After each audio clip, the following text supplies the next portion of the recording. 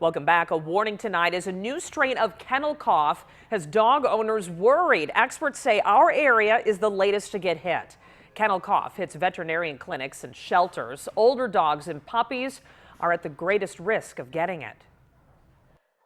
The biggest thing that I'm telling my clients right now is if you're planning on doing any doggy daycare, any boarding, any grooming, to call the facility you currently use to see if they have the organism.